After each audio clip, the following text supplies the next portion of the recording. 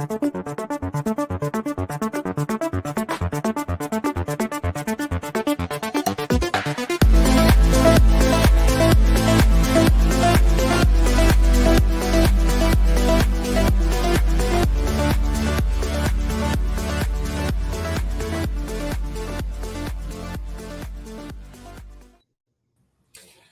everyone. My name is Eric Crump, and I'm the president of the Managed Print Services Association.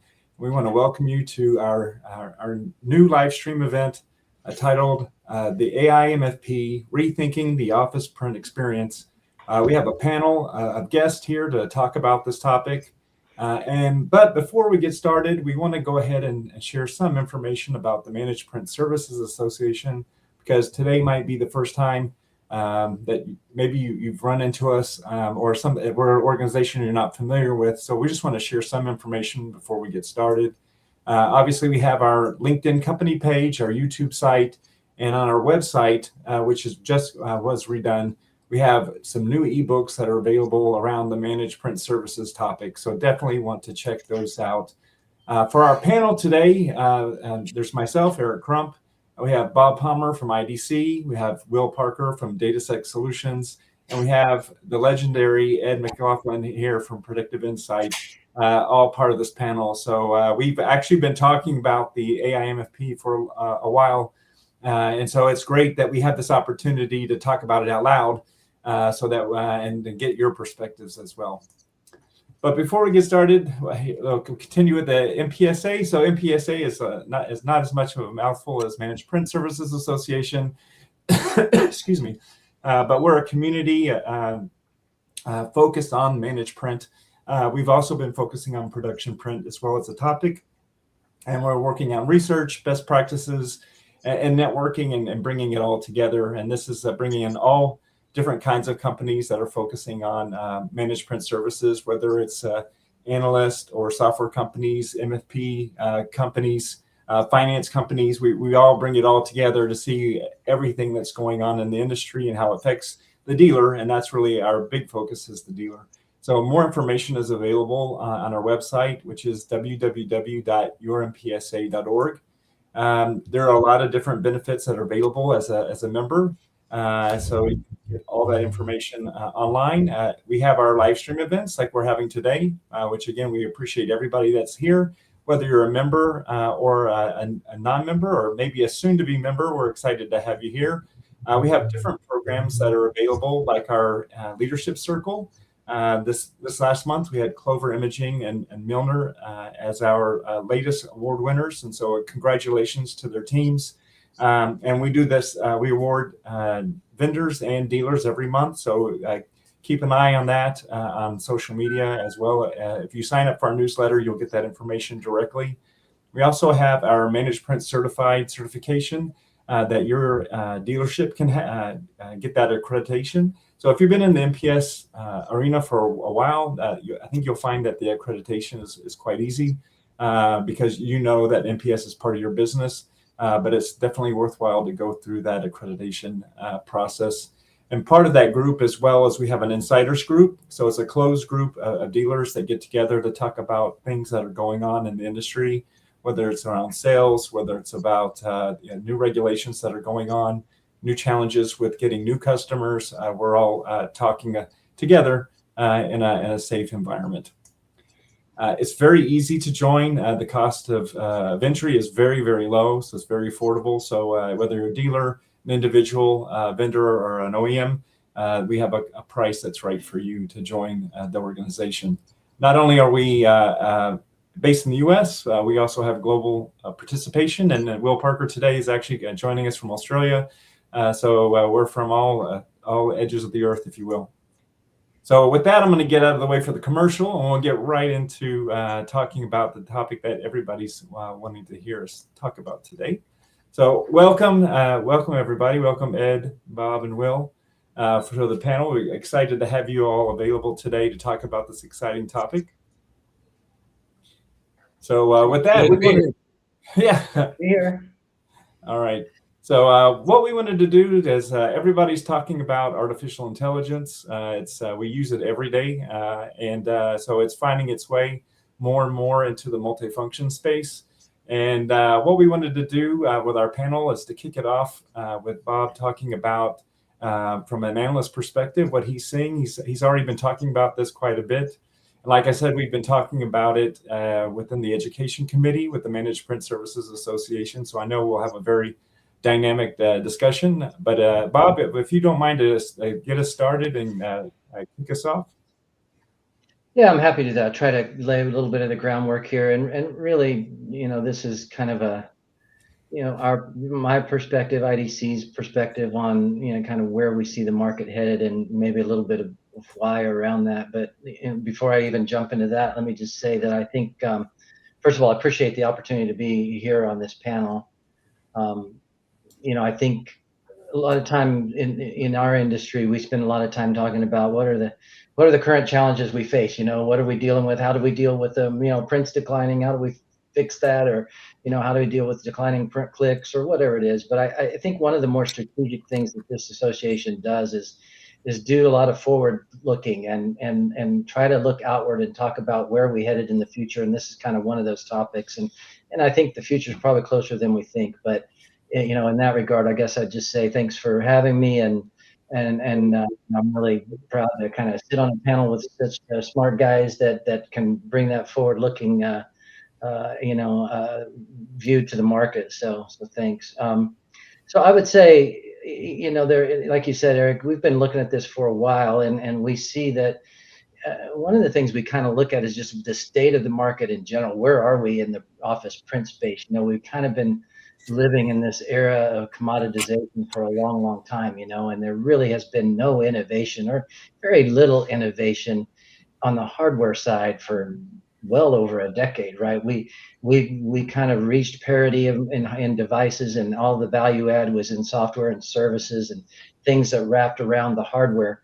But I think given that where we are today, we're sort of reaching this new era of real hardware innovation, or at least the potential for real hardware innovation again, just because of the state of the market. So I'll talk more about that in a second. But I think one of the first things to consider is just, like you said, everyone talks about AI. There's a risk of AI washing and all of that. It's everywhere. You can't breathe without getting inundated with it, and sometimes that can be frustrating. But on the other hand, you have to look at how quickly things have moved. And, at IDC, we like to talk about how the future of work really belongs to intelligent devices. And I think that's really true. If you think about where we're headed, and it's not too far out, every device that's in the office is going to evolve from just a connected peripheral to an intelligent local processor, right? It's a machine that's going to enable real-time decision-making, real-time automation, tighter controls, tighter security and data governance, ability to leverage both onboard, capabilities and cloud infrastructure to drive productivity gains and new use cases in ways we would never have thought, possible a decade ago. And so that means that companies should expect these kinds of capabilities in their devices and become a new part of how they procure and what they look for.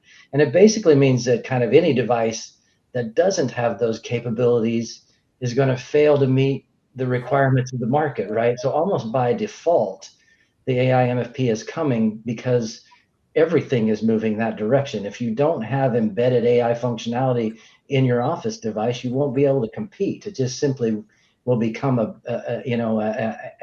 have to have.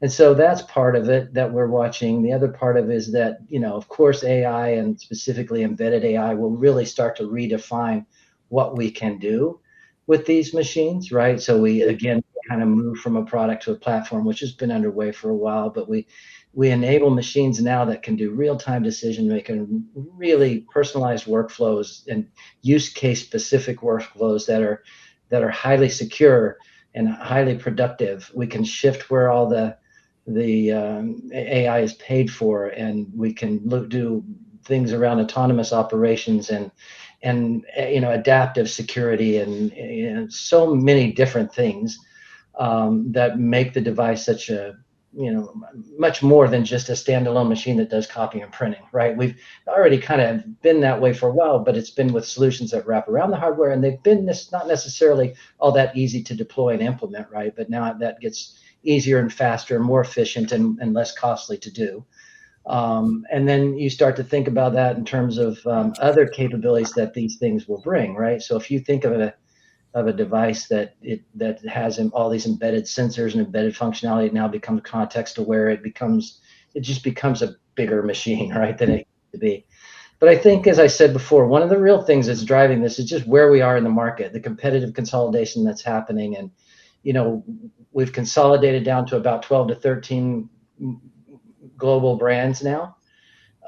Ed, you've been around a long time. I can remember back in the days when we had well over 100 printing companies, right? There were some. I mean, the numbers that have disappeared are absolutely amazing. It's amazing, and the fact is that number is going to get even smaller. There just simply are not enough pages to go around to support the 12 or 13 brands, and every one of those 12 guys that's left, let's pick a number. If it's going to be 5 or 6. Every one of those guys wants to be one of the 5 or 6 that's left, right? Every single one of them. And so the only way to start to do that now is to start to drive real innovation in hardware again. There's no way to steal share. There's no way to capture competitive market share from your competitors if you're not driving some innovation, because you can't differentiate just through software anymore. It's just not sustainable. So I think those 3 things are really what's driving it. Part of it's customer demand. Part of it's just the realities of where AI is and where it's going. And a big part of it is just where we are in the market today. So I'll kind of stop there, and maybe we can address some of the bigger questions around what will it do and what does it mean for the channel and so forth. But I think that helps to set the groundwork maybe. No, I appreciate that. And I'd love to hear feedback from Ed and Will on that. I'd love to hear that. Well, I mean, happy to throw that hat in the ring on that. I mean, quite frankly, this level of innovation is absolutely critical now for the OEMs.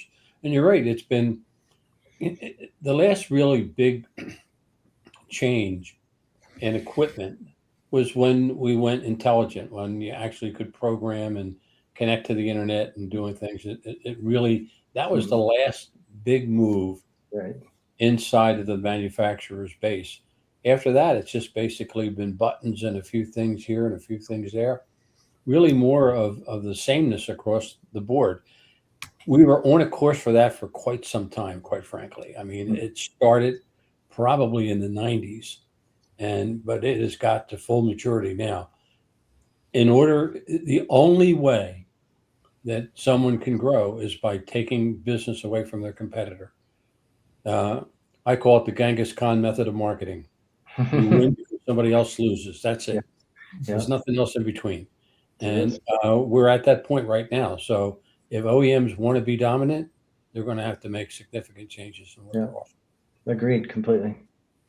Yeah, I think that the story of the devices, as you've just very, very accurately said, goes from it originally being about the paper. It was copying and printing. We started to focus more on the pages themselves because there were digital artifacts that we handled. So it was, and I've often said, it's about the page, not the paper. But I think that the final step we're going to now is it's more about the knowledge on that paper and how it can be used and manipulated, which to me leads to the most important question of all, which means it becomes very much about trust. Because once you start having autonomous actors and inferencing and learning based on those pages from the paper, you have to be able to trust who's doing what, where, and when.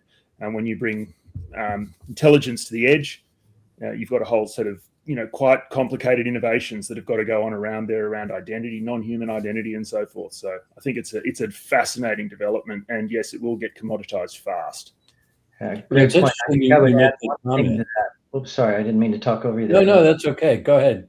I'll just add one thing to that, because I think because I think it's great. I think moving from paper to pages, from pages to knowledge, and then maybe from knowledge to outcomes, right? So it's how do you take advantage of all of that knowledge, all of that data, all of that capability that's inside the device, and turn it into something that's really meaningful to the customer, that drives real outcome, not just a lower cost per page or a way to print something prettier or faster or cheaper or whatever. It's really about how do we get more productive? How do we keep lights up and competitive advantage? Drive automation and workflow, all these really important outcomes. So sorry, Ed, I talked right over you. No, that was all right. And actually, you really sort of reinforce what I was going to say, because we now realize that it's the data and the knowledge that's on those pages.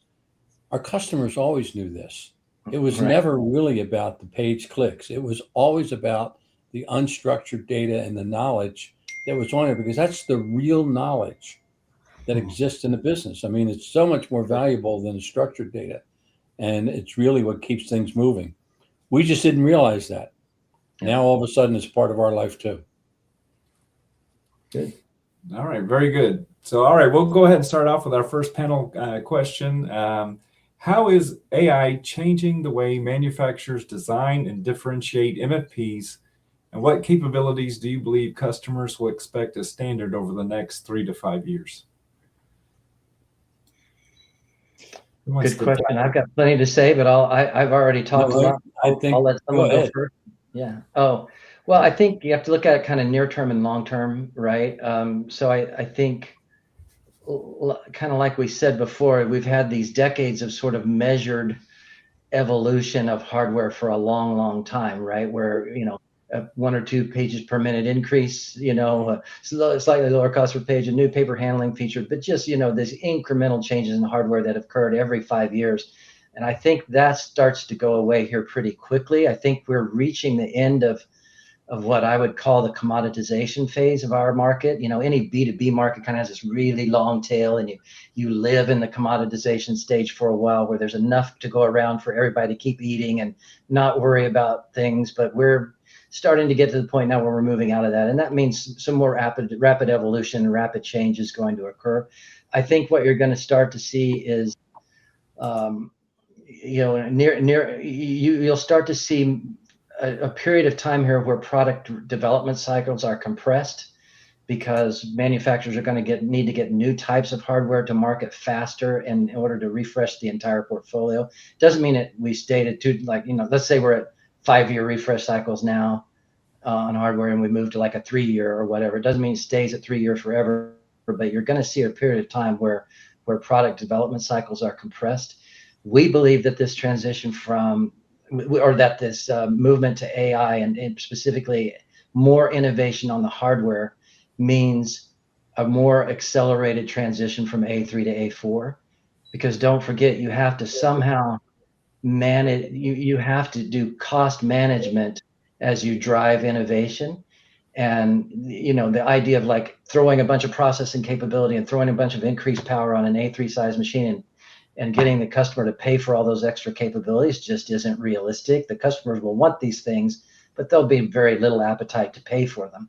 And so the vendor that's going to be able to do this successfully is the one that can either do it without price premium, or in some ways they can say we have a better device that's cheaper. And that's what A4 will do for the A3 manufacturers, right? You'll be able to come out and say, we're not targeting but replacing our old A3 machine with a new A3 machine.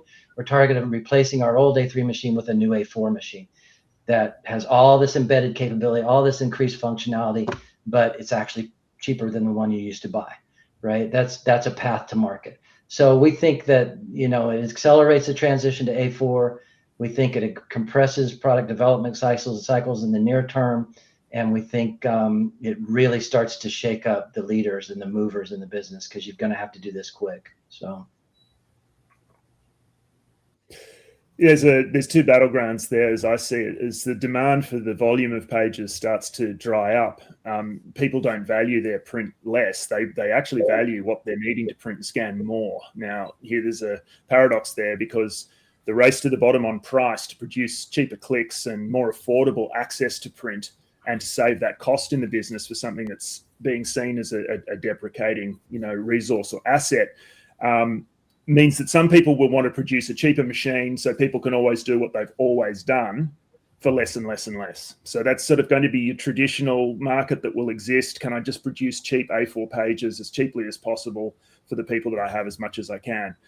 the differentiator then becomes how do you charge enough to do the refactoring of these machines with the cost of silicon and with the cost of compute nowadays. Because if you're going to have some kind of AI at the edge, you're going to have a shared device here that needs to manage multiple users, that's got to underwrite the trust for all of those users, now handling knowledge within the organization. So there's the potential for this edge device to become the sort of document exchange, the hub, like when they first went to A3s and people started to share, rather than their own LaserJet on the desk, they shared a sort of a document hub on each floor. So this shared device context, it becomes the water cooler conversation point again within an organization. But in order to do that, it's got to have enough compute for it to be that really, low friction but high productivity experience at the device. And the question really is, how do we afford to build the hardware into these shared devices to deploy at scale and still keep print and scan affordable as a shared device in the modern office? Yeah, it's a really, really interesting point of view, and I agree with both of them. They're a little simultaneous, but I would say I look at this as being a two-pronged approach on the part of the OEMs. The first is the one that you've described, which is how do you help the end user become more productive and do more jobs and do more things. But there's also going to be another aspect of that, and the OEMs are going to be focusing on how can they help the dealers become more productive and more efficient in managing these devices. And in that area, AI will also help. I think we'll finally see the beginning of true predictive maintenance and the reduction of the dependency on technicians more and more as the AI has continued to develop. So yes, we're going to do more in terms of doing more with that unstructured data to make it more productive. And then on top of that, we're going to do more inside the device to make servicing it more efficient and more economical in order to become more productive and keep your prices competitive, because the price of the machine is going to become insignificant to the cost of maintaining it. Right. Yeah, and I think you made a really good point earlier, Ed, about how the transition of especially smart MFPs, right? Smart MFPs and AI MFP are not the same thing. They're similar, but we're on the same path, but not the same thing. Mm-hmm. Yeah, but we'll be on the same path as far as the cost, right? Because when you got a smart MFP, the price of having an MFP that could run apps on it at the edge, it's not the same. It's on that same trajectory for cost and for innovation, because that's when it's going to be able to do so much more than anybody expected, a copier to be able to do, right? Especially with the iPhone, everybody had that idea that sparked that idea of innovation of what makes sense to run on an MFP or even a printer.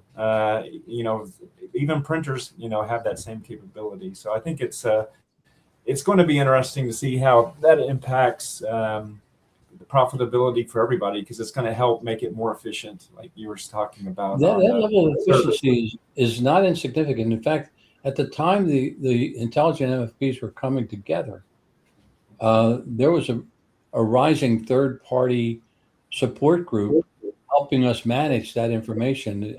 I can't even remember the name of them now. Everybody really thought this is it. This is where it's all going to go.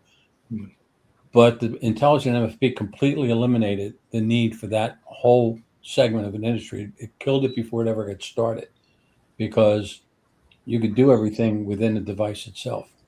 And the same type of impact will occur as we put AI into these devices. It's going to affect other industries also. Yeah. And the question then is to keep the price of that machine down and give it that productivity. How much of the compute happens in the cloud?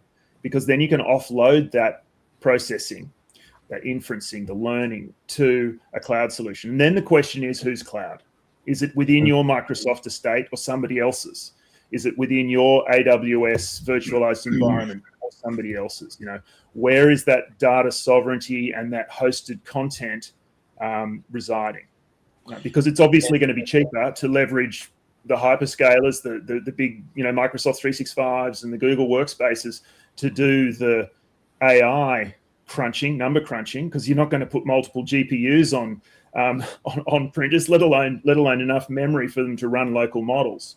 And so then you've got and after all, they're logging into the network anyway. So they're not likely to be a standalone device, which might be the case we have in some environments where people are very worried about what knowledge they're giving to a learning model, a language model, by having it just completely disconnected from the internet. So you've got this connected device. The question is, where does that intelligence reside? And is it in your cloud or somebody else's? There's going to be a lot of different versions of that, I'm going to predict. And, I agree. Yeah. I think the one that is the smartest one will survive. And as is always the case. And I'll suggest that I don't think it's a good idea to have that computing power in the cloud. Some of it has to be there. There has to be some connect in the cloud. We're going to see more things being done on the edge, I think. I agree with you, Ed. I don't see where, let me rephrase what I'm trying to say. I'm trying to say, I think there'll always be a hybrid use case, right? So there'll always be some combination of embedded and cloud functionality, but more and more of that processing power and capability will move to the device, I think. Just because the more and more that we do, the cheaper it becomes, the easier it becomes to implement, the faster we can do it, and then the better we can produce all of these other outcomes. And data sovereignty is going to be, right. All of a sudden this industry will wake up to the importance of data sovereignty. We've Right. kind of been blind to it for a long, long time. And people talk about security as if it's second nature, and they don't have data sovereignty. Yeah, and then your most ignored and least patched device suddenly becomes the most significant attack point on the network, because it's got all of this knowledge, learning and storage and inferencing happening on it, shared by multiple people, and no doubt nonetheless connected to the network, to the internet. Yeah. No, I agree. Yeah, and you won't see people participating well in that. And the other thing we need to stop and think about for a minute, and I hope dealers are becoming wiser to this. A lot of people talk about cloud, and they're really not using cloud. They're using dedicated servers that are feeding applications out to somebody. And while it may look like a cloud, and it may act like a cloud, it's not really fully cloud service, and you're losing a lot of security and a lot of other capabilities when you do that. I'm not going to mention the companies that are doing it, but quite frankly, they can be much more easily penetrated if they're using a shared server versus a cloud application. And that's going on in our industry as we speak. Yeah, private clouds versus public tenanted clouds definitely have that context to consider. Mm-hmm. And by the way, the whole data sovereignty issues, we're seeing a circling of the wagons again around that. More and more companies are sort of moving back away from public cloud deployments and back to more private cloud deployments, just because of concerns over data sovereignty and how they thought some of those issues were going to be addressed, and they're really not being addressed, at least in the ways they want them to be. And so I agree with you, Ed. I think data sovereignty is really kind of the key thing that was start to push some of this capability more down to the hardware level. I think IDC is predicting something like more than half of all AI inferencing will occur at the edge by 2030 or something like that. So that's you start thinking about that in the context of outside of print, right? So think of it in terms of, okay, well, if everything's going that way, the cost to do that certainly becomes more cost manageable, right? It becomes, you get more scalability, more efficiencies across the model, and so you can see where those deployments could get easier to. And we think sometimes that moving up to these more expensive processors and chips are going to be a deterrent. I'm going to suggest that just the opposite's the truth.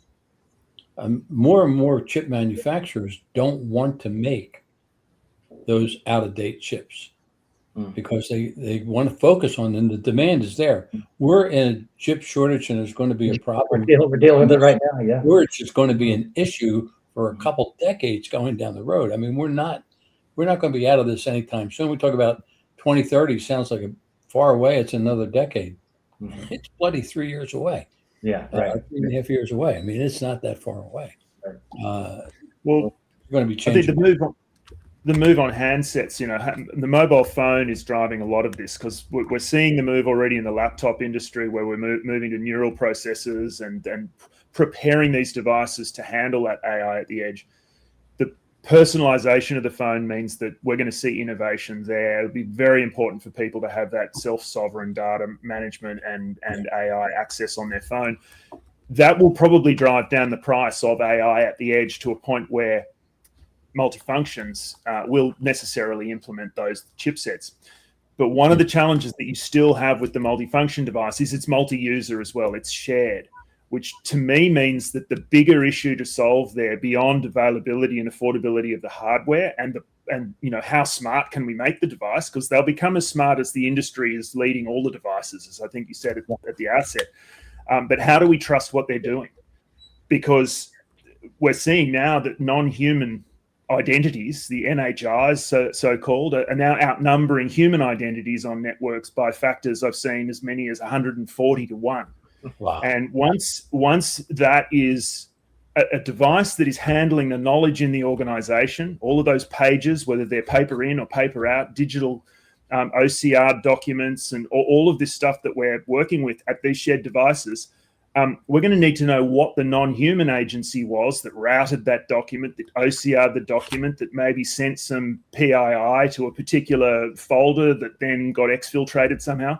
So we're going to need true non-repudiation of the intent of the human actor and then the non-human actor acting on their behalf. This is just an unbelievable new mesh of trust that is going to have to get embedded in it, what is a shared device that most people at the moment, in IT spheres, don't like to think about too much. And we all know that in this industry. The printer gets forgotten as the last sort of gateway when it comes to security, management, patching, firmware upgrades and things. So it's actually going to become the most interesting device, shared device left on-prem. Because what else is left on-prem? People bring personal devices, laptops and phones. And then what else have you got? Some meeting room equipment, the wireless access points, and the MFP. All right. And people running a help desk will tell you that about 50% of all the help desk calls come from printers. Yeah. You're right. Well, we're going to transition to the end user, and that next panel question we have is, as MFPs become more intelligent, which is what we've been talking about, how do you envision AI changing the way employees interact with printing, scanning, and document workflows? I don't know. It's got to be personal. About AI interacting with it, so it's AI interacting with the AI MFP. It's got to be as frictionless as possible, and it's got to be as personalized as possible. And again, there's a challenge there with a shared device, because it's not your device. It's got to immediately know who you are, what sort of job you do, what actions you're going to need to take, and be able to tailor that experience at the UI for you. No, I agree. I mean, I think also this is another one of those things where you kind of have to look at near term and long term.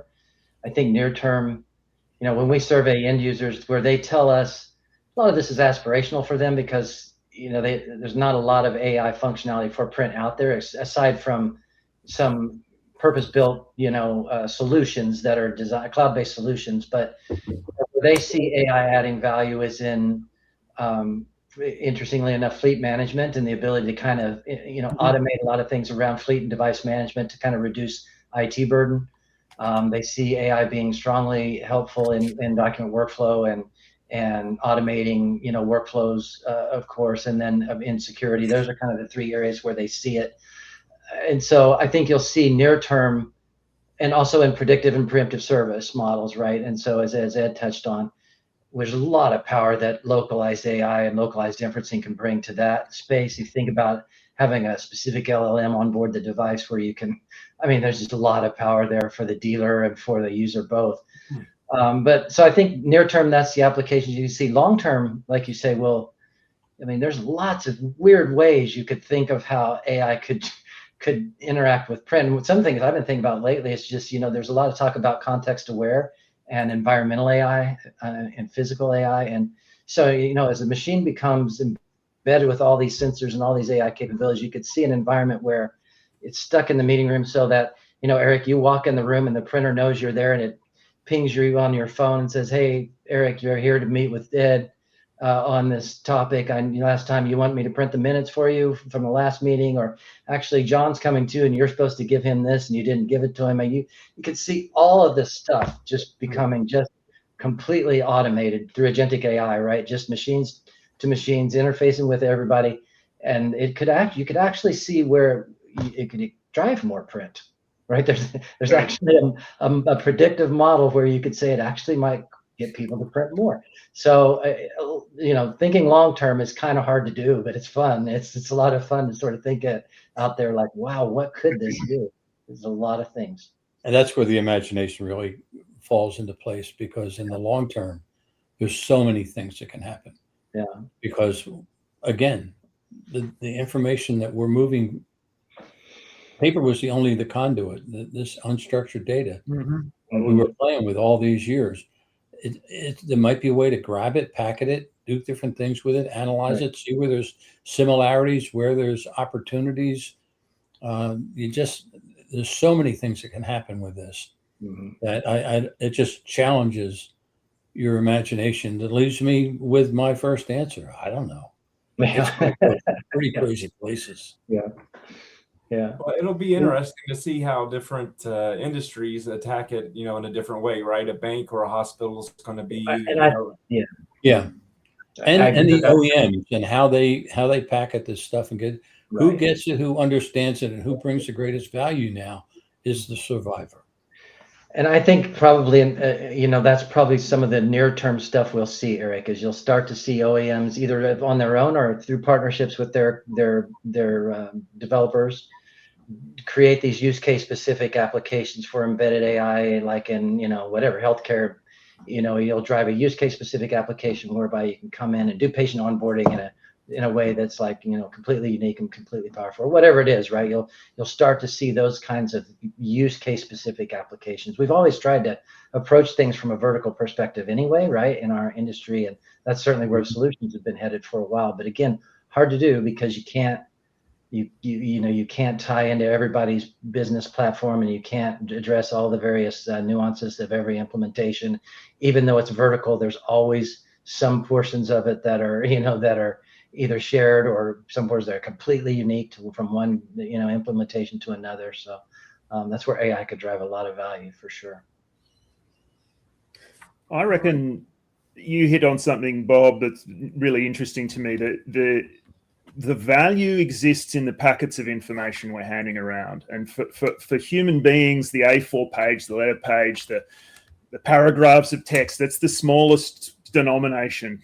That's the currency that we transact in.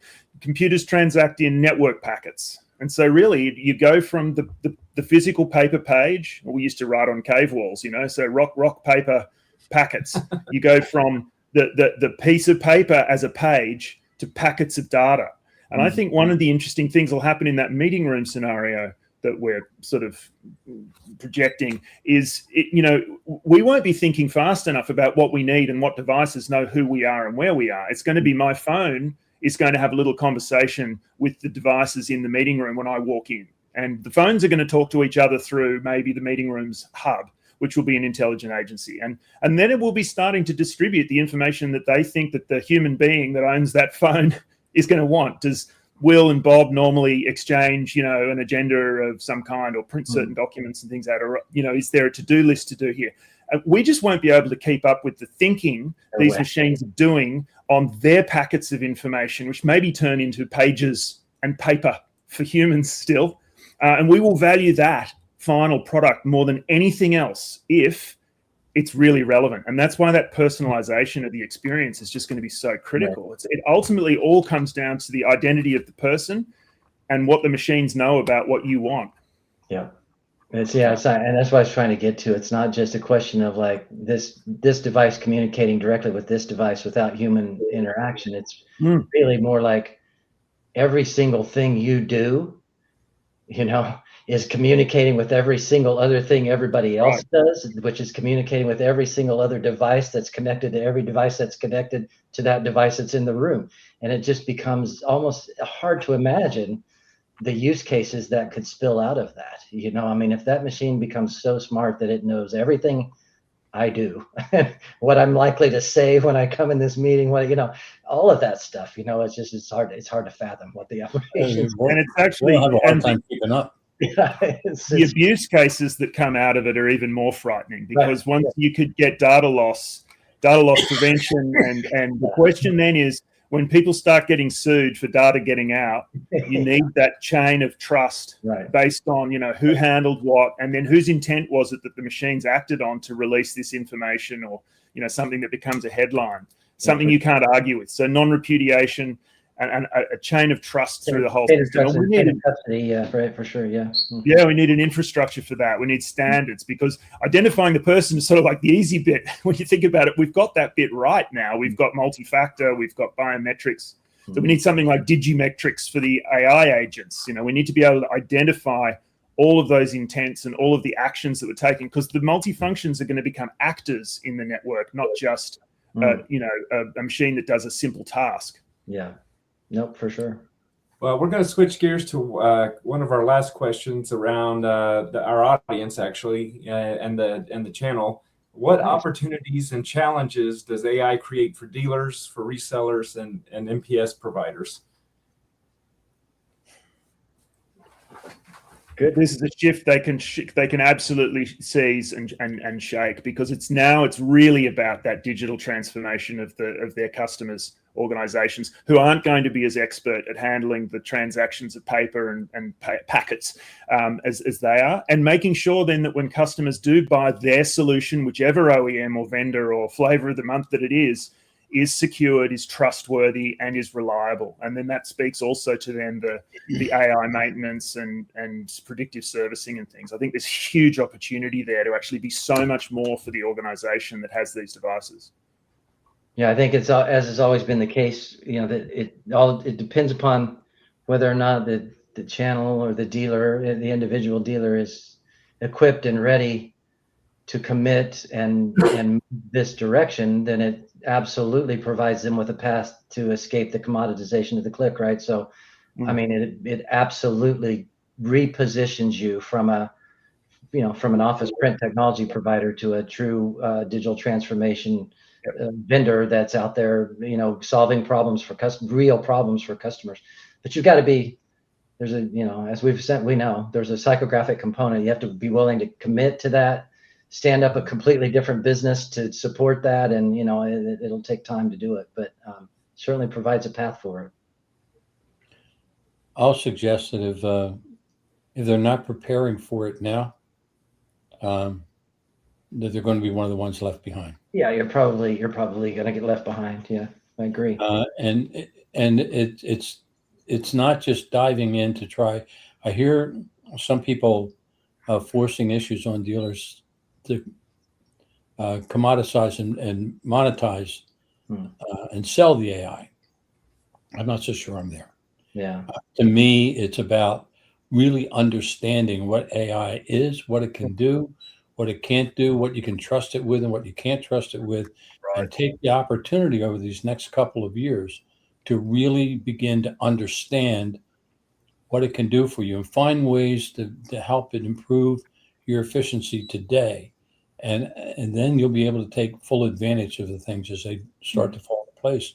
And as Bob said, the future isn't that far away. Right. It's right around the corner. So if you're not looking ways to automate your business and to take some of these bumps out of the road now, it's going to be a hurry up to catch up, and maybe you will, and maybe you won't. Yeah. And we've been doomsdaying about this industry for as long as I can remember, and most of the doomsdays is a bunch of bullshit. But the fact of the matter is, the time from thought process to execution is accelerating, and you're not going to have the time to recover that you might have had in decades past. I think with the way that the AI solutions are leapfrogging each other at such a high rate, means that we're going to need flexible devices and flexible contracts, because people aren't going to want to buy into a stack for 5 years. I think you said that right at the outset, Bob. And like, they're going to want to rent the current flavor of the month this month and maybe switch to a different one next month. I mean, that sounds crazy to us because, you know, it's like people talk about the Netflix subscription model for MPS. Well, you know, Netflix don't ship a 60-pound or 150-pound device with every single subscription. You know, you've got hardware that is going out that is a commitment to a build, to a operating system and a whole ecosystem that you can't just flip the switch on, you know, like month to month. So they're going to need to be more flexible devices, which no doubt they'll build into the silicon. And then it's the software stack, it's the identity management, it's just that whole support, I think, becomes so more important even than it was when it was the man in a van working on the Meccano sets of the copiers. You know, this service and support of the infrastructure that is transacting with the business's lifeblood, it's information, documents and packets that is just going to be so essential. So it's a security conversation, a trust conversation, but it's also being there to support them as the technology changes. So there's a lot of learnings to be done there, but it's a huge opportunity. Yeah. It'll be it's like you're saying, is at least AI is going to be something everybody's using, that at least sales reps might at least think about a little bit more and can talk about it. You know, sometimes sales folks can't, you know, talk about the things that it does, and this is something they use every day. But I think it's going to be more of a technology enabler, and the solutions that they're going to build around it is going to be the thing they really need to start selling. And so I think that's going to be, you're going to have to hire the right kind of folks that can sell that, and then to sell the value, especially at the beginning, because it's going to be, it's always a little bit harder at the beginning. And you just need a couple of good wins and rally around that, and then try to rinse and repeat those solutions going forward. Well, as the model that Will describes begins to evolve, you're going to have to change the way that we look at how we run our companies too. Right. It's kind of interesting. I keep using this term, old is forever new, and he just described it, because this industry was built on a 30-day cancellation. And it's been decades since we've had something like that. So long that there's many people that think they're long in this industry, and they've been around for decades, and they never even saw it. Right. Decades it's changed. Yeah. And we are going to get back to it. You're one of them, Will. Interesting. All righty. Well, we're at the top. We're going to end just with one thing. If you had just one last thought before we wanted to end the panel around the AI MFP, give everybody a couple of 2 minutes to give kind of your last final word. Oh, you just asked for our last final word. Be the shortest. Don't wait. Yeah.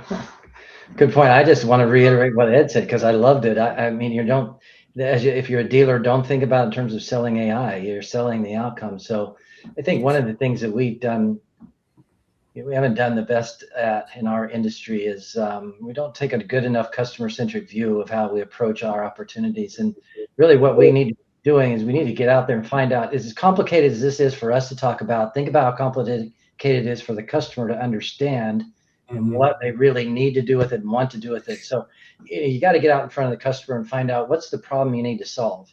Tell me your problem you need to solve, and then from there you can build a business around it, right? And so I agree with Ed. You know, you're not selling AI, you're selling the outcome, and find out what your customers need, and then leverage the tools and the technologies to go out and build a business around it.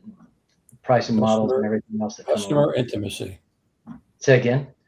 Customer intimacy. Yes, right. Yeah, for sure. Will, you have the final word.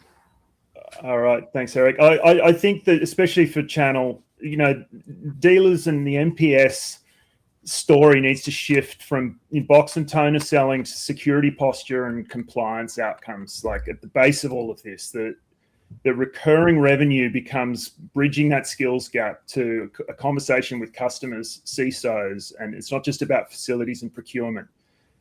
Agentic workflows at the device are going to need to be governed. That's going to be the thing, because they're going to be able to do lots of stuff with your information. The printer that acts on a document needs to be auditable and there has to be an identity behind every action. And I think that that's kind of the nut that needs to be cracked. And the only industry that can do that is our one, because we know these machines. We are responsible for these machines. We have already got these machines as implants in all of our customers' sites and environments, connected to their networks, already conducting trust relationships with their staff, with their directors. So I think that is just what's so exciting about the opportunity, is that we're already there and we have the expertise to understand our customers well enough to get this right and make them more competitive. It's a competitive advantage that ultimately. All right. Well, I want to thank everybody that joined us today and hung on to the end. We've been talking a lot, and there's a whole lot more to talk about. If you want to talk more about AI MFP, obviously all four of us are available to talk about it. If you want to join us with the Managed Print Services Association, we're talking about these topics all the time. So definitely come out and join us today. Check out our website. But again, thank you, gentlemen, for all joining me today and talking about this very important future topic. And we'll see everybody on the next live stream. Thanks, everyone. Thanks. All right. Everyone. Thanks, hey, Robert. Thank you very much.